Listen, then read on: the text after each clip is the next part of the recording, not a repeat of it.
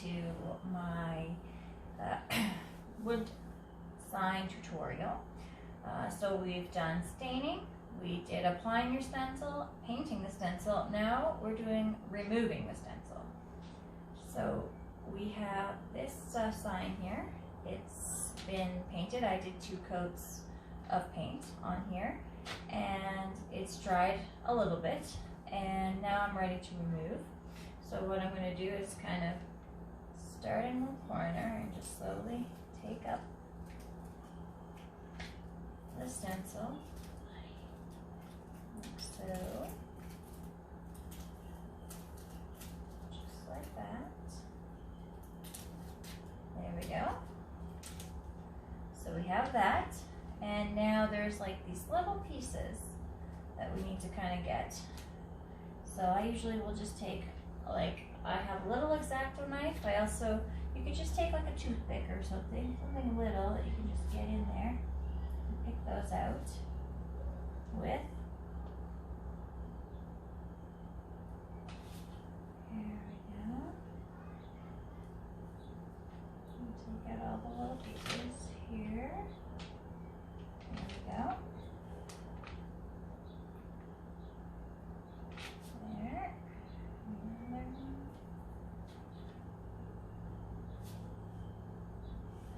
could use a little X-Acto knife. You could use a little kitchen knife. Whatever you have handy to help you get these pieces out.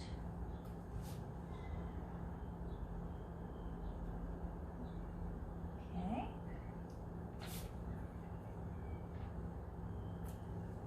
There we go.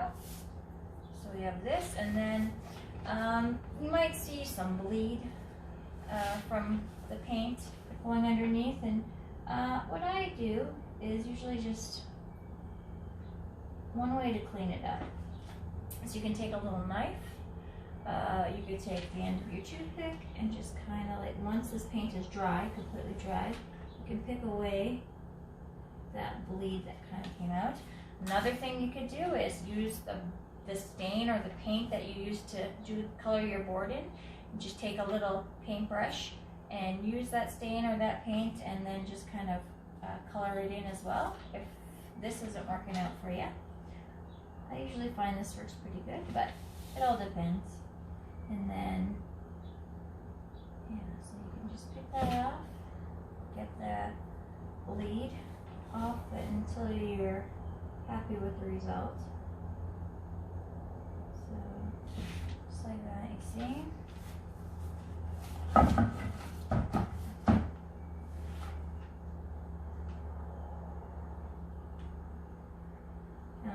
If this is working pretty well right now, but if that, if you needed something sharper, you could always grab again a little knife, kitchen knife, X-Acto knife, and use that as well if this isn't working out for you. But yeah, so just clean it up as much or as little as you want. The beauty about doing rustic signs is that it kind of covers a multitude of sins, so to say. You can always be like, well, it's rustic, so it doesn't have to be perfect.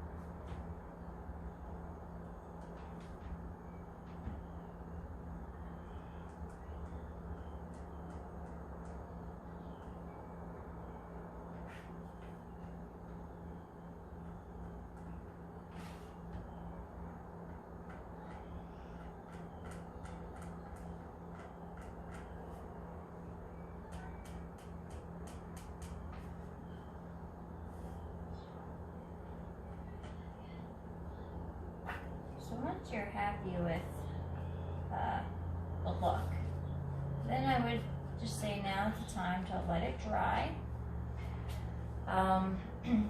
Now, I would let it dry for at least an hour.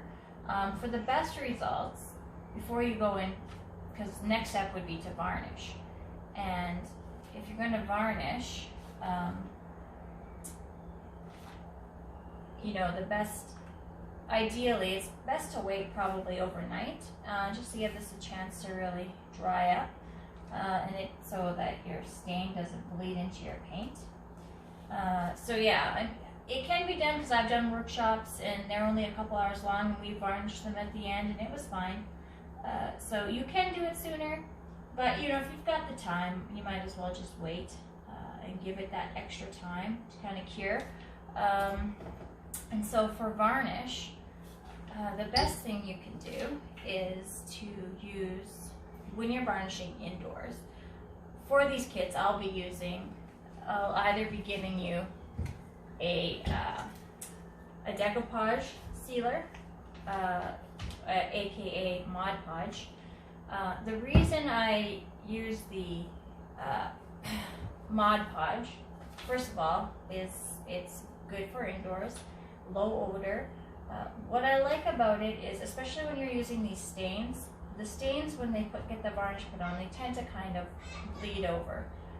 So I find with Mod Podge, it tends to do that less. So usually when I'm working with a stain like this, I will varnish in Mod Podge.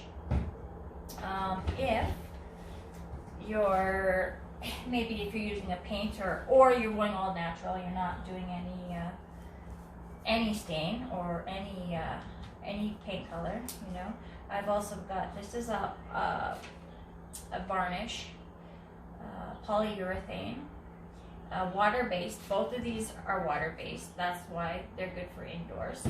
Another reason why we like to use water-based varnishes is because the oil-based ones tend to have like a yellowish tinge to them, and then that can affect your paint colors, right? So it's another reason why I use water-based. Also easier to clean up, so lots of bonuses here.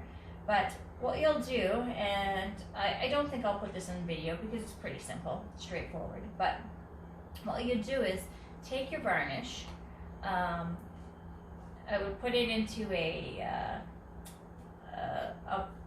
paper plate or something, anything. Just squeeze it out into there, and then take your like a wide paintbrush that I will include in the kits, but I would take that. What you would do is use your varnish and then just kind of go over like so with your varnish, okay? Doing the sides as well. Let it dry. If you would like another coat, you can definitely add an extra coat after it dries, after the first coat dries. Or you can stay with one coat. A lot of times I just do one coat, especially for signs that are just hanging up in your living room, your bedroom. Where you might want a little extra protection is if you were in a place where it's going to be a lot of moisture, say your bathroom. Another thing, these are good for indoors. So if you are planning on using your sign outdoors, I would suggest buying something that works for outdoors. There's a lot of different varnish sprays you can buy. I use one by Rust-Oleum, which is really good. And it's just like a clear top coat you could spray on. It's good for outside, good for inside. Either way, you can spray over top of these with that, and that would give you some protection for outdoors if you were going to put your sign outside.